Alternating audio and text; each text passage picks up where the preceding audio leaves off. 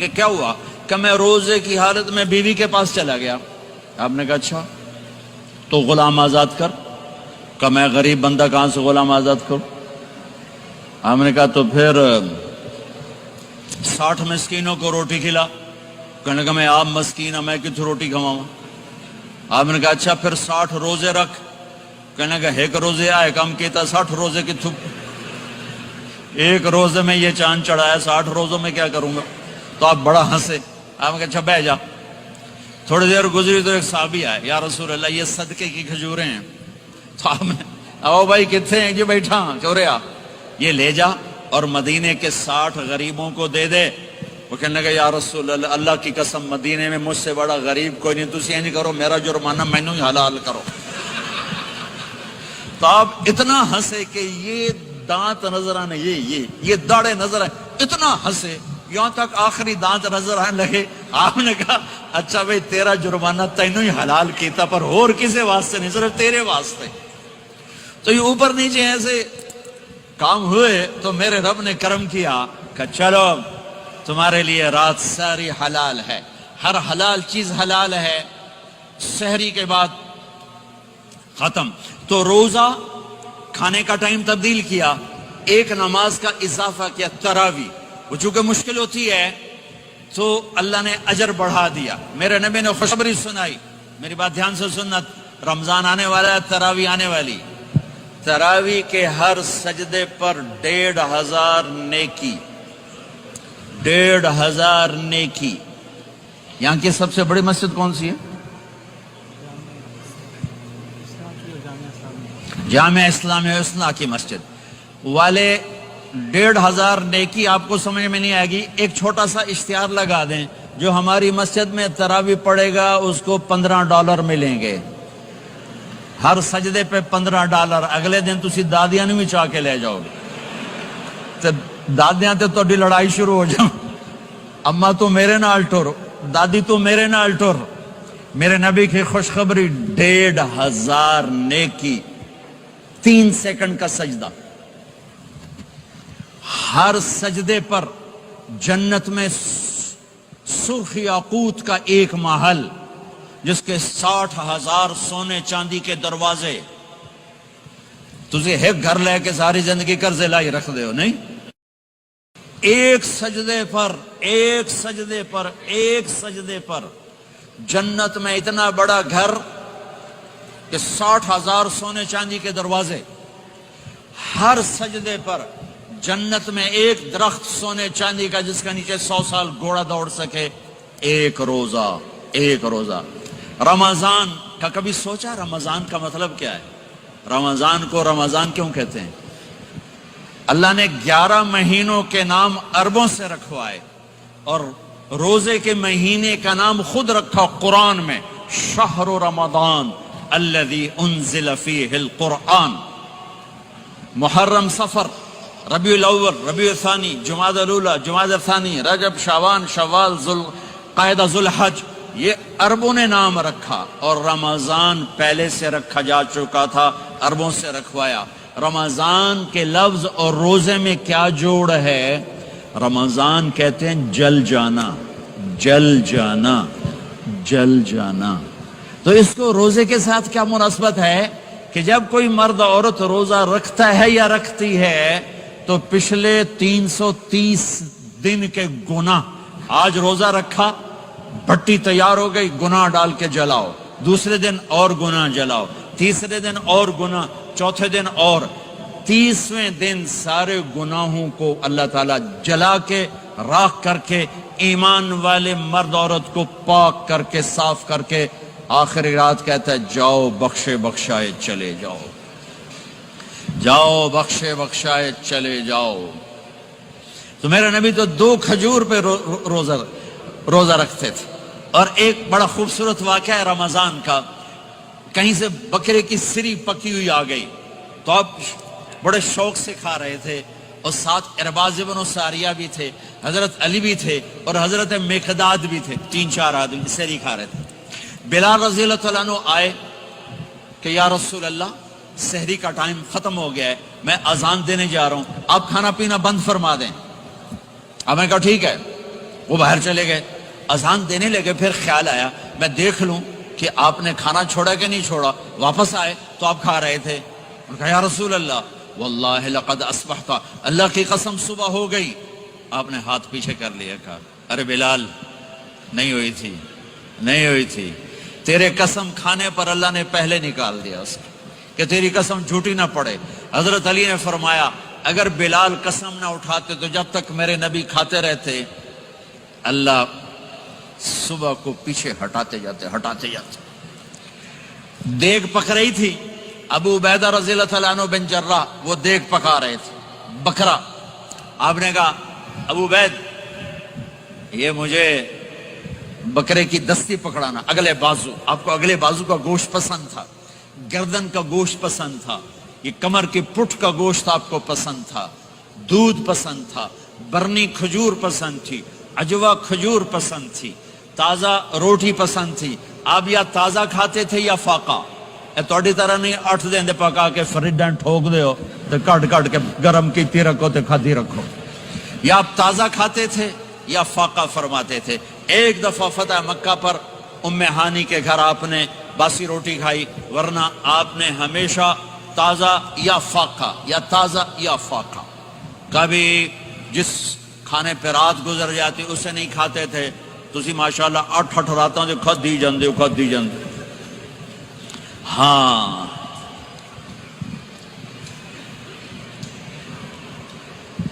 تو کہنے لگے عبید یہ دستی پکڑانا، تو انہوں نے ایسے بکرے کا بازو نکال کے پورا آپ نے یوں پکڑا، نوچ کے پھینکا، کہا دستی پکڑانا، انہوں نے یوں نکالا ڈوئی سر، آپ نے پکڑا، کھایا، کہا مجھے بکرے کا بازو دستی پکڑانا، کہا یا رسول اللہ بکرے کی 2 ہی ہوتی ہیں۔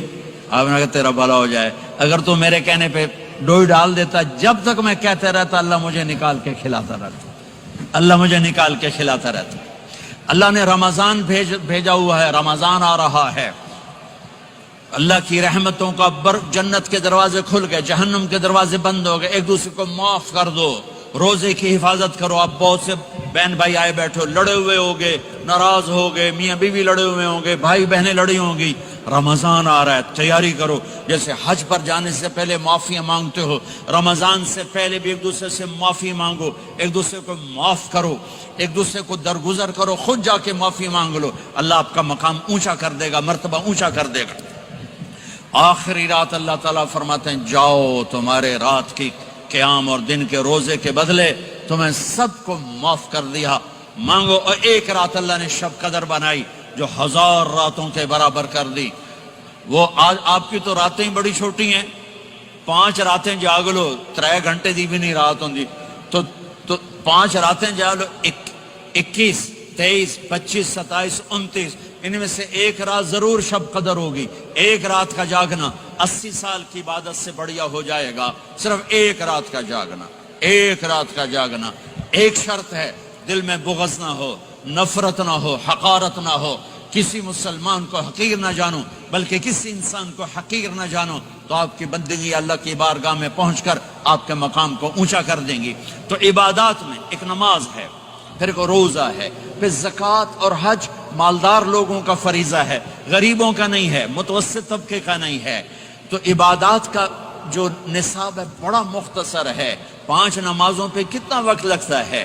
روزے سال کے بعد آتے ہیں، گنجائش ہے، بیمار ہو بعد میں رکھ لو، مریض ہو بعد میں رکھ لو، زکوٰۃ سارے سال میں کسی وقت دے دو، حج زندگی میں کب کسی وقت کر لو۔ یہ ایک چھوٹا سا نصاب ہے۔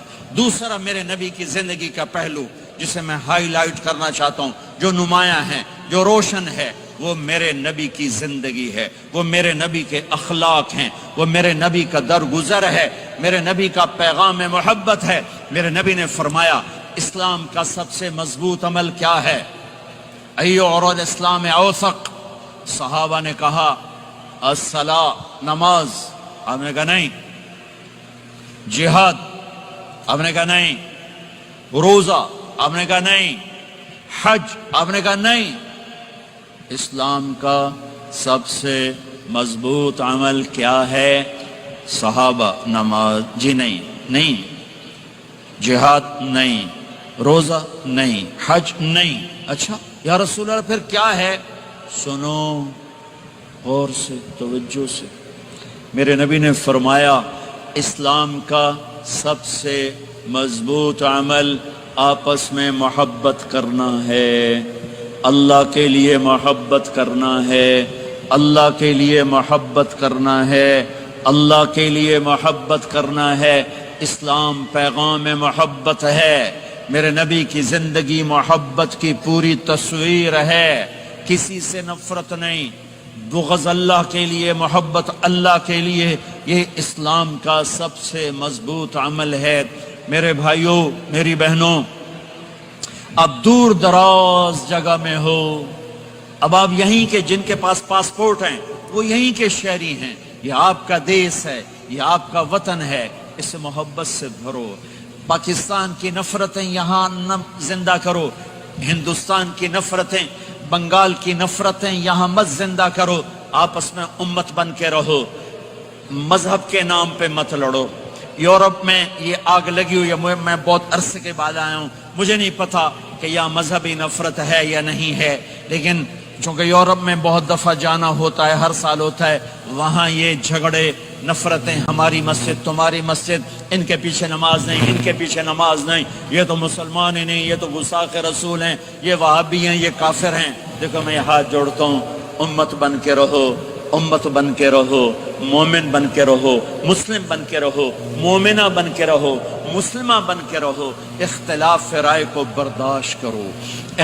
یہاں چاند کے مسئلے میں اختلاف ہوتا ہے، روزے کے ٹائم میں اختلاف ہوتا ہے، علماء سے کہتا ہوں اس اختلاف کو مٹھاؤ، جس میں سہولت ہو سارے وہ لے لو۔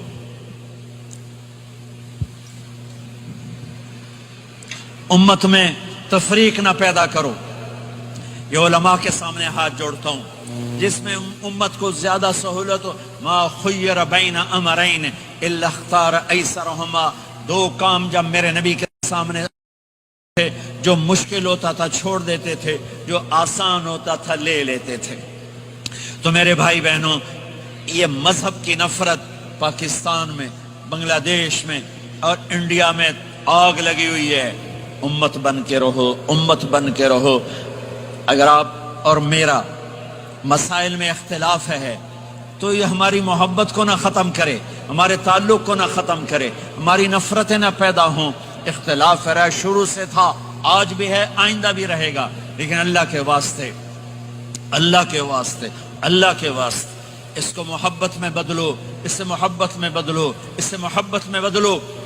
اختلاف رائے کو برداشت کرو، مذہب کے نام کی نفرت کو ہوا نہ دو، ہوا نہ دو، اس کو ٹھنڈا کرو، اس پر پانی ڈالو، اسے بھڑکاؤ نہیں، اس پر پانی ڈالو۔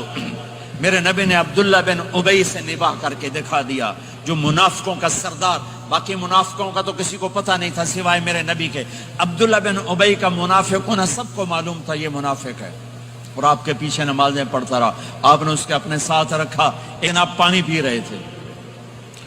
عبداللہ بن ابی کے بیٹے عبداللہ پکے صحابی تھے، کہنے لگے یا رسول اللہ تھوڑا پانی تو بچا دیں۔ آپ نے کہا کیا کرو گے؟ کہا اپنے باپ کو پلاتا ہوں شاید ایمان مل جائے۔ آپ نے پکڑا دیا، گھر آیا، کہا ابا یہ پانی پی لے۔ کہنے لگے یہ کیا ہے؟ کہا یہ میرے نبی کا بچا ہوا پانی ہے، پی لے شاید تجھے ایمان مل جائے۔ سنو، کہنے لگا وہاں سے کسی کا پیشاب لیا وہ پی لوں گا، یہ نہیں پیتا، کسی کا پیشاب لیا وہ پی لوں گا، یہ نہیں پیتا۔ وہ واپس جا کر کہنے لگے یا رسول اللہ اجازت ہے میں اس کا سر اڑا دوں؟ آپ نے کہا نہیں، تیرا باپ ہے، یہ کام نہیں کرنا، میں نہیں چاہتا کہ لوگ کہیں محمد اپنے ساتھیوں کو قتل کرتا ہے۔ اور جب وہ مرا کم بخت ان کے بیٹے آئے، یا رسول اللہ میرے باپ کو جنازہ پڑھائیں گے؟ آپ نے کہا پڑھاؤں گا۔ کفن دیں گے؟ کہا دوں گا۔ کہ اپنا کرتا دے دے۔ آپ نے کرتا اتار کے دیا، جا اس کو کفن دے دو کہ شاید کم بخت بخشا جائے۔ ہے اور اب اتنی نفرت ہے کہ ایک دوسرے کا جنازہ بھی نہیں پڑھتے، سلام بھی نہیں کرتے، مسجدوں میں لڑائیاں ہو رہی ہیں۔ آپ نے کرتا دیا، اس کو پہنایا، آپ جنازے کے لیے کھڑے ہوئے، حضرت عمر آگے آ گئے، یا رسول اللہ آپ کو پتہ یہ کون ہے؟ کہ عمر مجھے بتاتے ہو یہ کون ہے؟ مجھے نہیں پتا کون ہے۔ کہ اس کا آپ جنازہ کیوں پڑھ رہے ہیں؟ کہ اللہ نے کہا ہے پڑھ یا نہ پڑھ میں معاف نہیں کروں گا، تو میں پڑھتا ہوں شاید اللہ معاف کر دے۔ یہ میرے نبی کے اخلاق ہیں، یہ میرے نبی کے اخلاق ہیں، یہ میرے نبی کی خوبصورت زندگی ہے۔ آپ نے جنازہ پڑھا دیا، پھر اس کے دفن میں شریک ہوئے، آپ پیچھے پہنچے تو وہ قبر میں اتار دیا تھا کہ باہر نکالو، قبر سے باہر نکال کے اپنے لعاب تھوک کو منہ سے نکال کر اس کے منہ میں ڈالا کہ شاید اس کی بخشش ہو جائے۔ اس کو دیکھ کر 100 منافقوں نے کلمہ پڑھا کہ اتنا بڑا خلق صرف نبی کا ہی ہو سکتا ہے۔ تو میرے بھائی بہنوں، بہت بڑا مجمع آیا ہوا ہے۔ میرے نبی کی زندگی کا دوسرا پہلو، میرے نبی کی زندگی، معاشرت، پاکیزہ اخلاق، محبت بھرا پیغام، ماں باپ کے لیے، بیوی کے لیے، بیوی کا خامد کے لیے، بہن بھائیوں کا ایک دوسرے کے لیے، یہ ایک خوبصورت زندگی ہے جو آج ہم بھول چکے ہیں، مٹ چکی ہے، مٹا چکے ہیں۔ میرے نبی کے خوبصورت اخلاق، میرے نبی کا درگزر کرنا، میرے نبی کا معاف کرنا۔ 21 برس قتل کے منصوبے بنانے والوں کو آپ نے کہا، مکے والے، جاؤ معاف کیا، جاؤ معاف کیا، ایک جملے پر جاؤ معاف کیا۔ یہ میرے نبی کا پیغام ہے۔ میرے نبی کے اخلاق سچائی، میرے نبی کے اخلاق دیانتداری، میرے نبی کے اخلاق صدق و امانت۔ سب سے زیادہ ہائی لائٹ جو مکی زندگی میں آپ کی صفت ہوئی، صادق امین، سچا امانت دار، سچے امانت دار۔ میرے نبی سے پوچھا گیا، یا رسول اللہ، مسلمان بزدل ہو سکتا ہے؟ کہاں؟ کنجوس بخیل ہو سکتا ہے؟ کہاں؟ یا رسول اللہ، مسلمان جھوٹ بول سکتا ہے؟ کہ نہیں، جھوٹ نہیں بول سکتا۔ میرے نبی نے فرمایا، یتبع المومن علی الخصال کلھا، ہر مسلمان مرد عورت بڑے سے بڑا گناہ کر سکتا ہے، لیکن اگر میرا امتی ہوگا، دو نہیں کرے گا، دو نہیں کرے گا، دو نہیں کرے گا۔ ایک جھوٹ کبھی نہیں بولے گا، ایک دھوکہ کبھی نہیں دے گا۔ ایک جھوٹ نہیں بولے گا، ایک دھوکہ نہیں دے گا، ایک جھوٹ نہیں بولے گا، ایک دھوکہ نہیں دے گا۔ اور جب اللہ تعالیٰ جنت میں سب سے پہلے اپنا دیدار کرائے گا، سب کو جنت میں، بھائیو یہ تو کوئی زندگی کوئی نہیں ہے۔ جب مال جمع ہوتا ہے تو موت آ چکی ہوتی ہے۔ اب لوگ یہاں ہجرت کر کے آئے، بنتے بنتے کچھ بنے تو موت دستک دینے لگی، گھٹنے درد کرنے لگے، آنکھوں پہ چشمے چڑھ گئے، سوٹیاں ہاتھ میں آ گئیں۔ جب مال سے نفع اٹھانے کا وقت آیا تو موت سر پہ آ گئی۔ یہاں کے ہر انسان اس مشکل میں گرفتار ہے۔ جب اپنی دنیا سے کمانے کا، حاصل کرنے کا وقت آتا ہے تو موت دستک دے رہی ہوتی ہے، اور موت تھوڑا پیچھے ہٹ جائے تو بڑھاپا تنگ کرنے آ جاتا ہے، بیماریاں تنگ کرنے آ جاتی ہیں، پریشانیاں سر پہ آ جاتی ہیں۔ موت کے بعد اگر اللہ راضی ہو گیا تو جنت کی زندگی شروع ہونے والی ہے، جنت کی زندگی شروع ہونے والی ہے، جس میں اللہ تعالیٰ سب سے پہلا جو ویلکم کرے گا جنت والوں کو، وہ یہ نہیں کہے گا میرے ایمان والے آ گئے، تہجد والے آ گئے، نمازی آ گئے۔ پوری تفصیل سنو۔ اللہ تعالیٰ جب جنت میں بٹھا دے گا جنتی مرد، جنتی عورت۔ ہمارے ابا اور اماں کا قد کتنا تھا کچھ پتہ ہے؟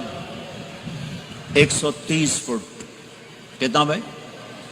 130 فٹ۔ یہ تو آپ نے سنا ہے کہ یوسف علیہ السلام سب سے خوبصورت تھے، سنا ہے نا؟ یہ بہت کم مرد عورتوں کو پتا ہوگا کہ عورتوں میں سب سے خوبصورت کون تھا؟ وہ حضرت حوا، حضرت حوا، حضرت حوا۔ 130 فٹ کی اماں تھی، 130 فٹ کے ابا تھے۔ پھر ٹائم کے ساتھ گزرتے گزرتے ہم چھوٹے ہوتے ہوتے ہوتے ہوتے ہوتے ہوتے یہاں تک آ گئے، آگے چل کے اور نیچے ہو جائیں گے۔ جنت میں یہ قد واپس اللہ دے دے گا۔ جو ہمارے ملک کا کلچر جنہیں یاد ہے انہیں یاد ہوگا، ایک قوم ہوتی ہے مراسی، پتا ہے نا؟ مراسی سنا؟ بڑی نازک قوم ہوتی، صرف زبان کی روٹی کھاتے ہیں، کم کو نہیں کر دے۔ تو زمیندار نے مراسی کے ذمہ لگا، یہ میرا گھوڑا، اس کی مالش کر۔ وہ گھوڑے کی مالش مشکل کام ہے، وہ شروع ہو گیا۔ جب زمیندار گھر گیا وہ سو گیا، وہ سویا تو چور گھوڑا کھول کے لے گئے. جب صبح اس کی آنکھ کھلی تو گھوڑا غائب تھا. تو اس نے کہا ابھی مارے گئے, آج میری خیر نہیں. وہ گھر گیا, خرگوش لا کے باندھ کے مالش شروع کر دی. جب تھوڑی دیر بعد زمیندار باہر نکلا, اس نے کہا میرا گھوڑا کی دیکھے جی آئے کھلوتا ہے. اس نے کہا تیرا ستیہ ناس ہوئے, گھوڑا ہے تو خرگوش ہے, صحیح گھوڑا ہے. ساری رات مالش کی تھی تو گھس گھس گھس گھس گھس گھس گھس اے آ کھلوتے. ہمارے اماں ابا تھے 130 فٹ, پیسج آف ٹائم, گستے گستے گستے یہ ہمارے قد آ گئے. جنت میں پھر اللہ واپس کرے گا 130 فٹ. ایک عرب نوجوان کہنے لگا اتنے قد کی کیا ضرورت ہے, ہمیں اتنا ہی کافی ہے. میں نے کہا تو یہ پتہ ہے جنت کی کھجور کتنی لمبی ہے؟ کھجور درخت نہیں, پھل دانا کا نہیں. میں نے کہا جنت کی کھجور 25 فٹ لمبی ہے, دانا 25 فٹ کا ایک دانہ ہے.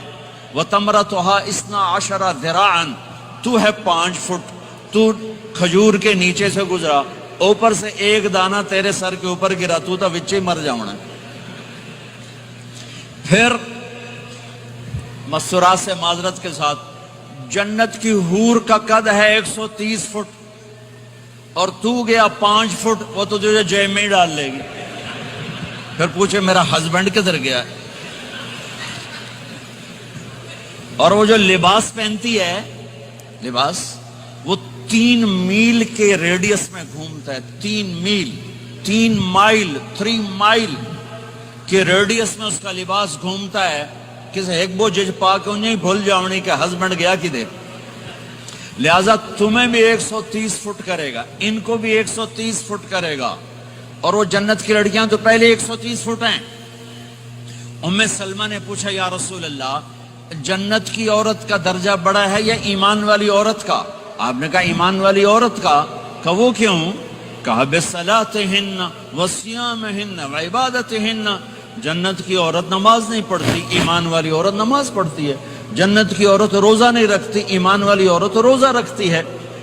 جنت کی عورت عبادت نہیں کرتی, ایمان والی عورت عبادت کرتی ہے.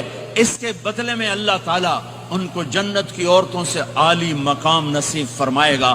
اور ایمان والی عورت جنت کی عورت سے 70,000 گنا زیادہ خوبصورت ہو جائے گی. 70,000 گنا زیادہ خوبصورت. اور جنت میں ایک مقابلہ ہوگا. ایمان والی عورتیں, جنت کی عورتیں کٹھی. جنت کی عورتیں کہیں گی زندہ رہیں موت نہ آئی, جوان رہیں بڑھاپا نہ آیا, ہمیشہ راضی رہیں ناراض نہ ہوئی, ہمیشہ ساتھ دیا چھوڑا نہیں. اور دنیا کی عورت میں یہ ساری باتیں ہیں, موت بھی آئی, بڑھاپا بھی آیا, لڑائیاں بھی ہوئیں, جھگڑے بھی ہوئے, جدائی بھی ہوئی. نیک سے نیک عورت. 89 کا حج تھا تو ہم بارڈر پہ بیٹھے تھے مینا کے, مزدلفہ کے ساتھ. بھئی فجر کی نماز پڑھیں گے اور نکل جائیں گے. تو ایک بڈھا بڈھی نیک ہی تھے جو حج کے لیے, چلتے چلتے آ کے ہمارے پاس بیٹھ گئے. تھے ہمارے علاقے کے, ہماری زبان تھی. یہاں نہ بیٹھو, پیچھے بیٹھو. تھوڑی دیر گزری تو بڈھا کہنے لگا اٹھی ٹوری ہے, سائے سفر پہ آئے. وہ کہنے لگی میں تھک پئیاں, میرے کو نہیں ٹوریا جاندہ. تو بڈھا کہنے لگا اگا شیطان بھی چوٹنا ہے, اس شیطان کو بھی مارنا ہے, کام ڈھیر سارا چلیے. وہ کہنے لگا میں تھکی ہوئی, میں کوئی نہیں جانتی. دونوں کی لڑائی شروع ہو گئی, مزدلفہ میں لڑائی شروع ہو گئی. بڈھا کہنے لگا اتھے پیکے کوئی نہیں جتھے رستے لگی جیسے ہیں, اگا ہی ٹرنا ہے. اب پتہ نہیں سمجھ میں آیا کہ نہیں, بات بڑی مزدار ہے. وہ کہنے لگا ادھر ماں باپ کوئی نہیں, ناراض ہو کے چلی جائے گی, چل اگا ٹرنا ہے. تو یہ دنیا کی عورت میں تو لڑائی بھی ہے, جھگڑا بھی ہے. آپ نے کہا عائشہ جب تو ناراض ہوتی ہے نا مجھے پتہ چل جاتا ہے. حضرت عائشہ نے کہا وہ کیسے؟ کہ جب تو ناراض ہوتی ہے نا میرے اوپر تو قسم اٹھاتے ہوئے کہتی مجھے ابراہیم کے رب کی قسم, اور جب تو خوش ہوتی ہے تو کہتی ہے محمد کے رب کی قسم. یہ تو سب سے پاکیزہ گھروں میں بھی یہ ہو رہا ہے, اونچ نیچ ہو رہی، کھٹپٹ ہو رہی ہے، کھٹپٹ ہو رہی، تب ایمان والی عورتیں کیا جواب دیں گی؟ وہ کہیں گی ہم نے نماز پڑھی تم نے نماز نہیں پڑھی، ہم نے روزے رکھے تم نے روزے نہیں رکھے، ہم نے صدقہ کیا تم نے صدقہ نہیں کیا، ہم نے وضو کیے تم نے وضو نہیں کیے۔ تو حضرت عائشہ نے فرمایا تو ایمان والی عورتیں جنت کی عورتوں پہ غالب آ جائیں گی، یہاں مردوں پہ غالب وہاں حوروں پہ غالب، دو آپا سے ناندہ ہی ڈھول بجڑا۔ تو اللہ جو سب سے پہلا ٹائٹل دے گا، جنت کی ساری نعمتیں ہوں گی، اور نوکر آ کے سلام کریں گے، سلامن سلاما، اس کا ایک نشہ چڑھے گا۔ پھر فرشتے آ کر کہیں گے سلامن سلاما، اس کا ایک اور نشہ چڑھے گا۔ پھر ایک دم میرے رب کا عرش کھلے گا اور اللہ سامنے آ کر کہے گا سلام قولا من رب الرحیم، میرے بندے بندیوں تمہارا رب تمہیں سلام پیش کرتا ہے، اور مرحبا بالصادقین، اور سچے بندوں کو ویلکم کرتا ہے۔ میرے بھائی بہنوں، سچ، میرے نبی کے عالی اخلاق، سچ، سچائی، سچائی، سچائی، سچائی، سچ بولو۔ میں اپنے ملک میں بھی کہتا ہوں، یورپ میں بھی کہتا ہوں، آپ سے بھی کہتا ہوں، آپ کے ملک میں ہیرا پھیری نہیں ہے، سچائی ہے۔ سچ بولنا سیکھو، ٹیکس بچانے کے لیے جھوٹ نہ بولو۔ یہاں کی حکومت آپ پہ خرچ کرتی ہے، ہماری حکومتیں تو ہم پہ خرچ نہیں کرتی، تمہاری حکومت تم پہ خرچ کرتی ہے۔ اللہ کے واسطے پیسے کی وجہ سے جھوٹ نہ بولو، ٹیکس بچانے کے لیے جھوٹ نہ بولو۔ ان سے تعلیم مفت ملے، ان سے علاج مفت ملے، انہوں نے آپ کو پاسپورٹ دے کے سہولت دے دی، یہاں بھی ہیرا پھیری، یہاں بھی ٹیکس بچاؤ اور یہاں بھی جھوٹ بولو۔ تو ایمان والا جھوٹ نہیں بولتا ہے، ایمان والا سچ بولتا ہے۔ سچائی پر ہر شے قربان کی جا سکتی ہے، صرف ڈالر نہیں، ہر شے۔ آپ نے یزید کی برائیاں تو سنی ہیں، اس کے بیٹے کی نیکی سناؤں۔ معاویہ بن یزید 22 سال کی عمر میں حکومت پہ بیٹھا، سارے دشمن زیر ہو چکے ہیں، صرف 40 دن حکومت کی، 3 بر اعظم کی حکومت، اور سارے خاندان کو اکٹھا کر کے کہا سنو، جس تخت کو ظلم پہ بچھایا گیا ہو اور جس تخت کے نیچے آل رسول کا خون ہو، جس تخت کے نیچے حسین کا خون ہو، میں اس پہ لعنت بھیجتا ہوں۔ یہ ہے تمہاری حکومت، جس کو مرضی دے دو۔ 3 بر اعظم کی حکومت سچائی پر چھوڑ دی، 3 بر اعظم کی حکومت سچائی پر چھوڑ دی، 3 بر اعظم کی حکومت کو لات مار دی سچائی پر۔ سچ بولو، سچ بولو، پیسہ بچانے کے لیے جھوٹ نہ بولو، ٹیکس بچانے کے لیے جھوٹ نہ بولو۔ میں سارے یورپ میں کہتا ہوں، آپ سے بھی کہتا ہوں، مسلمان کی ایسی پہچان بناؤ کہ جب تم کہو میں مسلم ہوں تو اگلا کہے ہاں مسلمان جھوٹ نہیں بول سکتا، مسلمان تو سچ ہی بولتا ہے۔ اپنے ایمان کو، اخلاق کو یہاں تک لے جاؤ کہ آپ اور سچ ایک ہو جاؤ، آپ اور سچائی ایک ہو جاؤ، آپ اور سچائی ایک ہو جاؤ۔ لیکن رونا دھونا یہ ہے کہ سارا جھوٹ امت میں آ کے پھنسا ہوا ہے۔ فرانس میں تھا ایک بڑا تاجر ہمارے گجرات کی، کہا جی فلانے بندے میرے 5 لاکھ یورو مار لیں۔ میں نے کہا یہ جو فرینچ ہیں گورے، یہ بھی ایک دوسرے کے پیسے مارتے ہیں؟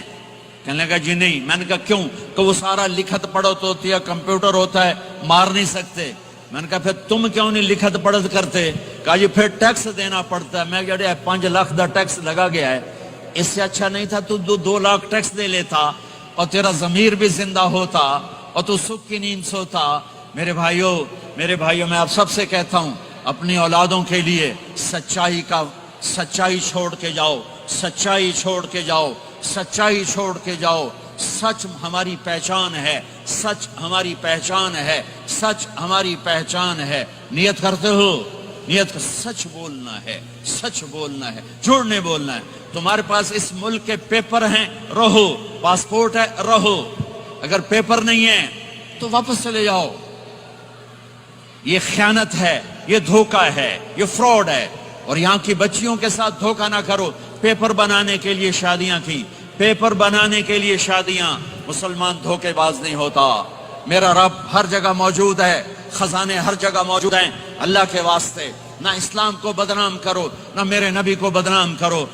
ہائے ہائے، ایک واقعہ یاد آ گیا، جب انگریز کی حکومت تھی ہندوستان پر تو دہلی میں ایک جیب کترا تھا، اس کے وہ چیلے تھے جیب کاٹتے تھے، ایک جیب کترا شام کو 2 روپے لے کر آیا، اس نے اس کو ڈانٹا، کیا صرف 2 روپے؟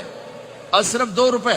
کہنے لگا استاد جی آج بڑا موٹا مال قابو کیا تھا، ایک انگریز کی جیب کاٹی تھی، بڑے پیسے تھے، 4 قدم چلا تو مجھے خیال آیا اگر قیامت کے دن عیسیٰ علیہ السلام نے میرے نبی کو تانا دے دیا، گلا دے دیا کہ آپ کے امتی نے میرے امتی کی جیب کاٹی تھی، تو میں تو منہ دکھانے کا نہیں رہوں گا، تو میں نے اس کو جا کے پیسے واپس کر دیے، بٹوا واپس کر دیا، 2 روپے اپنے دے کپ کے لے اندر۔